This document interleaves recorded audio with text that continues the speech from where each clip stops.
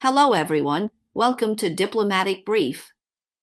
In this century-defining contest between China and US, it's crucial for both countries, a major test for politicians in other nations. How to make rational choices amid this great power rivalry determines whether countries move toward development or fall into abyss. Recently, choices made by leaders Canada and Australia drawn attention political analysts in mainland China. On July 16, Canadian Prime Minister Carney announced heavy tariffs on Chinese steel products. The aim is to protect the domestic steel industry. Starting from the end of July, a 25% additional tariff will be imposed on all imported steel products containing Chinese smelted or cast components. At the same time, import quotas for steel from non-free trade agreement countries will be significantly tightened, and any imports exceeding the quota will be subject to an extra 50% tariff. The United States, however, is exempt from this policy, whether it's Chinese steel products processed in the US or steel exported from the US to Canada. There are no restrictions, so clearly, this policy isn't just targeting China, it's also a signal from Carney trying to curry favor with the United States. There are two main considerations behind the introduction of this policy. On one hand, Canada's steel industry is heavily dependent on the US market, and Carney hopes that by imposing tariffs on China, he can prevent the global surplus of steel from entering the Canadian market and impacting domestic companies. On the other hand, trade negotiations between Canada and the United States have yet to make any real progress, and Carney is trying to use this policy to gain concessions from the US. However, Canada's move was quickly met with countermeasures from China. According to Reuters, China and Australia are about to resume canola trade, which marks the reopening of significant agricultural cooperation between the two countries after years of tense relations. For a long time, Canada has been China's largest supplier of canola, accounting for over 60%, but starting this year, since March, China has once again imposed a 100% tariff on Canadian products and restricted import volumes. Now, with China quickly turning to Australia, not only has the demand gap been filled, but Canada has also lost market share in this export sector. This series of economic maneuvers has exposed the double dependency of the Canadian economy. The steel industry relies on the US market, while agricultural exports are heavily dependent on Chinese demand. Carney tried to stabilize the economy by protecting the steel industry, but he overlooked the potential risks in the agricultural sector. As China shifts to Australia, Canada's efforts to diversify its agricultural exports have clearly not been effective. In response, China's Ministry of Commerce stated that Canada, under the pretext of protecting its own industries, announced unilateral measures such as imposing tariffs on products containing Chinese steel components. These actions violate World Trade Organization rules, disrupt the international trade order, and harm China. This is a typical act of unilateralism and protectionism. China is strongly dissatisfied with and firmly opposes this. China stated that, in fact, the main reason for the difficulties faced by Canada's domestic steel industry is the unilateral tariff measures imposed by the United States. However, the Canadian government is avoiding the main issue and is even trying to shift the damage to its industry onto other trading partners, including China. Canada's actions are unreasonable, groundless, and do nothing to solve the problem. They will seriously damage economic and trade cooperation between China and Canada. Ministry of Commerce spokesperson reiterated that China hopes Canada will act in interest of maintaining multilateral trade system and China-Canada economic and trade relationship, immediately correct mistakes, and stop restrictive measures. China will take necessary measures to safeguard rights and interests of Chinese enterprises. Mainland policy analysts believe that, against the backdrop of an increasingly multipolar global economy, Canada's choices are especially significant. Relying unilaterally on the United States could lead to economic losses, while establishing multilateral cooperation with other economies will require political wisdom and strategic vision. Australia's example shows that through pragmatic cooperation, it is possible to find a win-win path in competition. Canada and Australia made different choices, largely because their economies depend on the US differently. Australia runs a trade deficit with the US. In Trump's words, Australia is on the losing end, so Australia doesn't rely on the American market. On the contrary, Australia is highly dependent on the Chinese market, which gives Australia more confidence to say no to the US's anti-China policies. Trump's reckless tariff increases served as a wake-up call, making the world reconsider policies overly dependent on the US market. Some Western analysts predicted Trump's extreme tariff wars would push other global economies to seek ways to reduce reliance on the US, to de-Americanize. When that happens, America's influence on the world will be further weakened, right? Multinational corporations, like politicians, face the difficult choice between the US and China due to America's decoupling moves. Meanwhile, China's commitment to opening up, promoting globalization, and strong manufacturing capabilities have hindered Trump's hostile measures to contain China. In response to the US government's so-called port service fee policy targeting Chinese vessels, global shipping giant Maersk recently emphasized that the company is capable of offsetting the policy's impact and will not stop purchasing Chinese ships.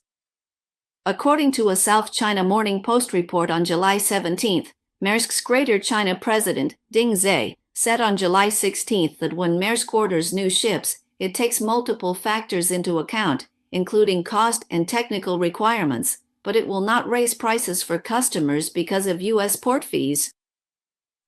Prices also won't be used as a reason to exclude Chinese shipyards, which reflects Maersk's continued confidence in and commitment to the Chinese market. The report noted that the Trump administration's policy of imposing high port fees on ships made or operated by China has put the shipping industry in a tough spot, either remove Chinese vessels from their fleets or bear sharply rising costs. Now, Maersk's stance further raises doubts about whether the US can actually suppress Chinese shipbuilders. Ding Zhijuan, while attending the Third Expo in Beijing, told the South China Morning Post that about 10% of Maersk's fleet might have to pay port fees, but they could avoid extra costs by reallocating their vessels. She added that when Maersk orders new ships, they take multiple factors into account, including cost and technical requirements. The recent months of US-China tariff conflicts have caused turmoil in the shipping industry. In April, the US and China imposed triple-digit tariffs on each other's goods, causing a sharp drop in demand for container shipping. China's exports to the US fell 21% year-on-year in April, and the decline widened to 34.5% in May. However, with the agreement reached between China and the US in May to suspend tariffs for 90 days, things have changed. There was a surge in cargo transport volume. Ding Zhe said that although cargo volumes fluctuated dramatically in the first half of the year, their global shipping network was flexible enough to help clients cope with market volatility. He said their network layout hadn't changed, they simply adjusted vessel tonnage to match the constantly shifting demand. He added that the market's uncertainty also forced shipping companies to ramp up their efforts in providing end-to-end logistics services.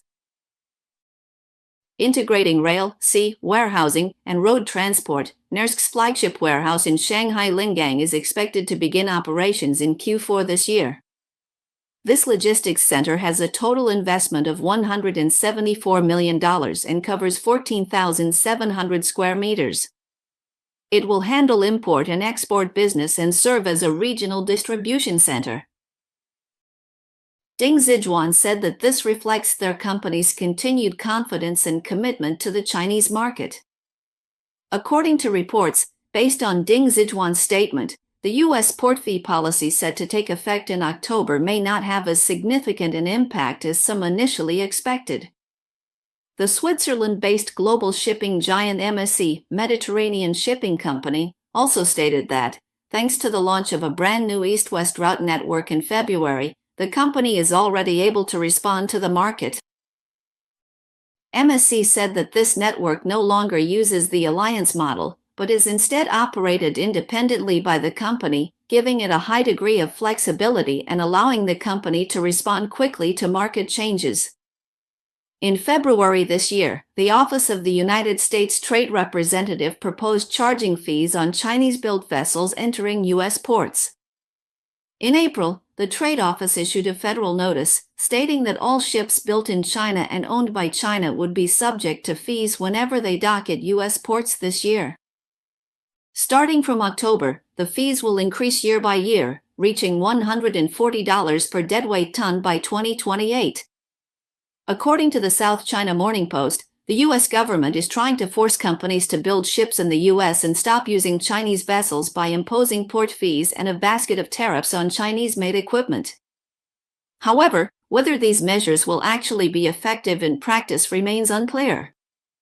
Recently, information released by the industry and company statements have conveyed signals about shipping trends.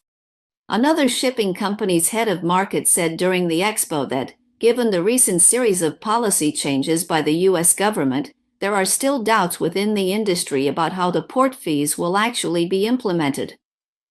He said that what the company's clients are currently more concerned about is the issue of U.S. tariffs, not the port fees, because tariffs pose a more direct threat to businesses. Last month, MSC's Senior Vice President Laurent said that China has both the technology and the capability, even if the U.S. is determined. China holds a leading position in the global shipbuilding industry, but the port fees imposed by the U.S. will not become an obstacle for ship owners to order more vessels from China. Laurent spoke frankly and said he was glad to see the U.S. trying to revive its shipbuilding industry, but with the trend of energy transition, they will need new ships. To address global warming, the International Maritime Organization, IMO, has clearly outlined a strategy for reducing greenhouse gas emissions from ships. The goal is for the global shipping industry to achieve net zero emissions around 2050. China has taken on more than 70% of the world's green ship orders, covering LNG dual-fuel, methanol dual-fuel, ammonia-fueled ships, and battery hybrid-powered vessels, achieving full coverage of mainstream ship types and new fuels.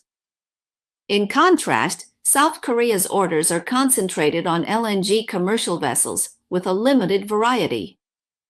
Laurent said that nowadays, most of these ships are manufactured in China. They have the technology and the capability, and that's also why their companies are still able to survive and continue building in China today. The conclusion is that China embraces globalization, so Chinese enterprises are even more agile in adapting to the latest changes in global demand. But if the U.S. just keeps charging fees over and over, in the end, their shippers will simply pass those costs into the overall expenses, and ultimately, it's American consumers who will end up paying for it. China has the confidence to play this game because it has the strength to produce products with hard-to-find substitutes.